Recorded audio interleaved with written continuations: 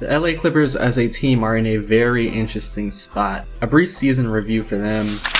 They've had a more consistent start of the year. So when you compare it to last season, they've been an elite 3-point shooting team as a whole. Paul George has had a year of redemption based off of his disappointing last season and then disappointing bubble postseason run. Even with all that being said, the team still is leaving a bit to be desired. But before I talk about the team as a whole, let's dive into some players individually, breaking down their performances. So let's start out with the top performers of the Clippers, one being Kawhi Leonard. This is just Kawhi being Kawhi. I mean, these are his typical numbers that he's been posting for the past 3 to 4 years of his superstardom. I mean, scoring the ball, we know the story with Kawhi. He can score in the isolation situation and then pick and rolls. He is very adept at getting to his spot and converting, whether he can get open or just hit a shot over tough defense. In terms of his playmaking, his assist rate is a bit down, but he's turning the ball over less than he did last season.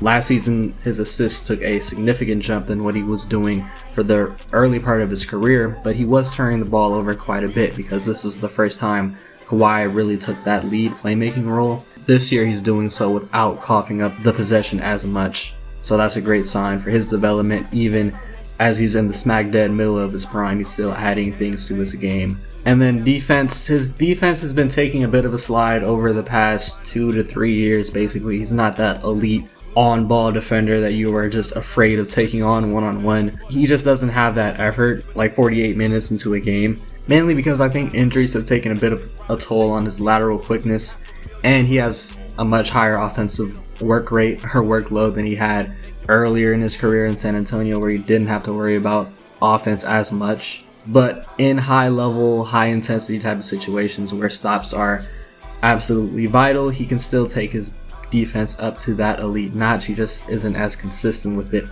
as he had been earlier in his career. The next top performer is Paul George.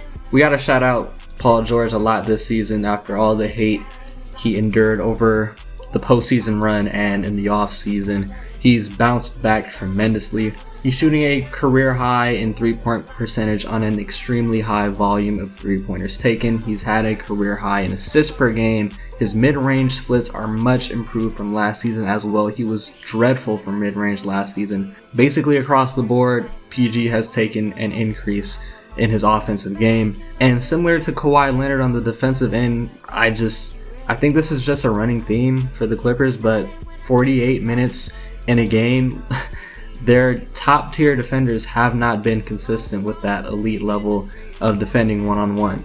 I don't know what it really is, but that's kind of been the theme this season, and it was kind of a similar theme last season. I think we just view Kawhi and Paul George as two of the best two-way wing players, two of the best defending wings in the entire league, and we don't really critique their defense just because they have that reputation. But when you really look at the game footage and some of the advanced metrics, it suggests that Kawhi and PG aren't really playing at the same elite level defensively that we expect them to. And that's kind of taken an effect on the Clippers team defense as a whole. Let's move into the notable supporting cast.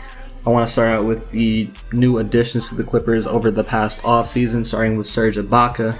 The main thing with Serge Ibaka coming in was he was basically the replacement for Montrez, and that he would be a better fit for the Clippers over Montrez, even though Montrez may be the more skilled player offensively in terms of shot creation. Ibaka would be a better fit because he's much better defensively, protecting the rim.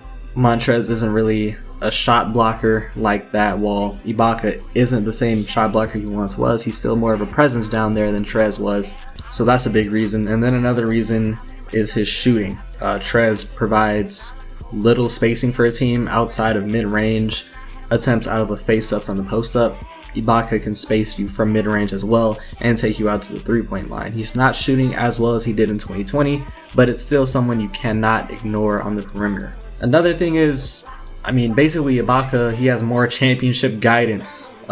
He's battle-tested, more of a tested veteran to have in the locker room compared to Montrez, who hasn't really been that far in the playoffs in his career. Serge Ibaka is basically seen it all as a veteran, and this Clippers team was a team desperately in need of some guidance, some veteran leadership in the locker room last postseason after giving up a 3-1 lead. So For those reasons, Serge Ibaka has served as a better fit than Montrezl Harrell.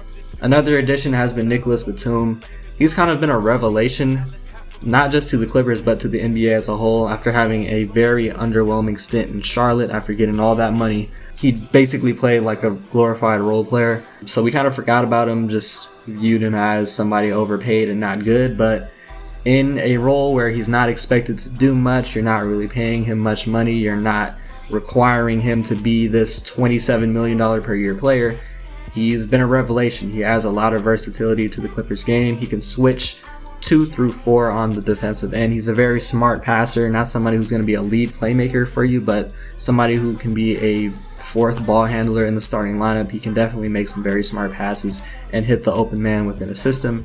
And he's turned into a knockdown 3-point shooter. He's a big reason for the Clippers' elite 3-point shooting this season. Now let's get into the team as a whole. Their offensive rating is 5th. In my opinion, I don't think much has changed with the Clippers' offensive philosophy or offensive scheme. The only thing that really has changed is Ty Lue is running more on-ball plays for PG, opposed to Doc treating PG more like a primary off-ball scorer. That's the only main thing that's changed in terms of scheme, but it's kind of still like the Kawhi and PG show. They handle the ball in isolation situations, pick and roll situations, run some off-ball pin-down screens for PG and Kawhi from time to time, but it's really just them running the offense whenever they're both in the game at the same time or one is in and the other's out. The offense is still heavily revolving through them. And then when they can't get anything, Lou Williams, Marcus Morris, they get their opportunities to score in the isolation or post up, mainly Marcus Morris getting his post up touches. But yeah, that's like really similar to the Clippers last season. The only difference is that the Clippers are deadly from 3 this year. Pat Bev is shooting 40%, Luke Kennard shooting in the mid-40s, even though he hasn't really been getting that much playing time recently. The addition of Batum and Ibaka, like I said, Marcus Morris is shooting plus 40% from 3, Bobby Schmurd is shooting 40% from 3. So all of these players on the Clippers team that have been viewed as good 3-point shooters but nothing elite, they're all shooting elite clips. So that's really helped the Clippers offense this year. And then on the defensive end, they're 15th in defensive rating. I don't know why their defensive rating is so low. I mean, on paper, you look at this team, the majority of this team is a plus defensively. They're either good, great, or elite. On paper, they should be a top tier defense, but in the end, they're mediocre, run-of-the-mill, smack dead average. And I was kind of talking about this with PG and Kawhi. Their team as a whole, they really just don't have consistent efforts on that end for 48 minutes. Part of me wanted to think it was kind of like a Miami Heat thing where their defense would tighten up in the playoffs because they had the personnel to do so. But I don't know, man. I think this is more of a mental fiasco than it is just defensive personnel. Taking a look at some miscellaneous stats, they're first in 3-point percentage and 6th in 3-point makes. Like I said, 3-point shooting is a big reason why the Clippers offense is so efficient. They're 29th in the percentage of their points coming in the paint, which is a bit worrisome given that you have these 2 big athletic wings that should be able to carry the load getting to the rim. I think a lot of it comes from not having a point guard that can consistently get to the rim and draw help from a center, with Zubac or Ibaka being in the dunker spot. I don't think they have that guy. Like, Lou Williams is not really that guy. He doesn't have that same burst, and he mainly scores off of floaters outside of 3 feet, mid-range pull-ups. So even though their offense is elite, that points in the paint percentage is a bit worrisome. They also have the 6th highest percentage of their points coming from mid-range. That speaks to their personnel. Kawhi, PG, Lou, Markieff, even Ibaka, they all have an affinity for mid-range shots.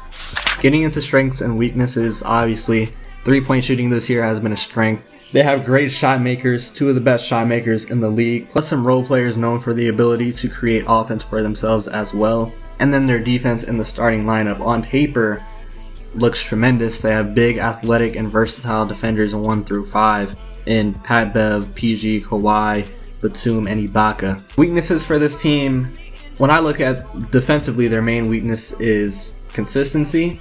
Like I said, having that same defensive effort 48 minutes into a game, and bench perimeter defense. Lou Will, Reggie Jackson, Luke Kennard, even though he's not even really in the rotation, none of them are known as defenders. There are going to be times where 2 of them are in the game at the same time, and happen to get some run against opposing starters, they can get bullied by Western Conference backcourts with Jamal Murray on the Nuggets, Dame Lillard in Portland, Steph, Spida, Luka. We saw Jamal Murray bully the fuck out of them in that 3-1 collapse. So I think a main reason why opposing backcourts go off against them is their lackluster defense off of the bench, coupled with their inconsistency from the starting lineup. And then another weakness, offensively, here's a weakness in the Clippers game. At the one, they don't have that much offense at the one. Pat Bev, he's just not an offensive point guard. He's not going to give you elite shot making. He's not really going to give you much shot making at all. He's not really going to beat his primary defender in an isolation situation. You're not really going to ISO Pat Bev. He's not really going to get that efficient of a look out of pick and roll. Reggie Jackson is a bit inconsistent. Even though he's knocking the 3-ball down, he's not really somebody you want to consistently give the ball to in pick and roll situations. Lou Will, he's not as great as he's been in the past. He's getting fewer minutes. So offense at the one is a bit worrisome. How can the Clippers address some of these weaknesses? Early in the year, Terry Rozier was linked to the Clippers if the Hornets wanted to get off one of their numerous backcourt players to free up space for LaMelo, but Rozier has been a great fit next to LaMelo Ball, so I think the Hornets want to hold on to Rozier. I think that rumor is pretty much dead. Maybe they could target a perimeter defender off the bench. I don't really know if they have assets to make a significant trade anymore, but I mean, I don't know. It's the NBA. It's really unpredictable. There have been some Lonzo Ball rumors circulating throughout the internet. I mean, he would add some size in the backcourt and some elite defense.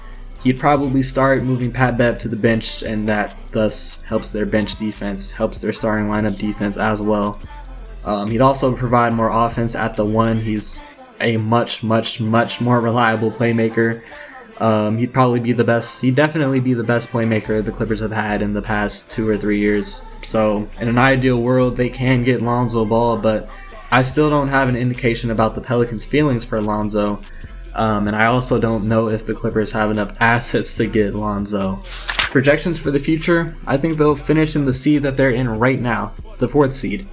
I don't think the Clippers have done anything to earn our trust as in NBA fans. I don't really think we should expect much of the Clippers because we haven't really seen much to justify that. They kind of have similar issues to last year's squad, and teams in the West have gotten much better. Just Utah Jazz, Phoenix Suns, they're above them right now.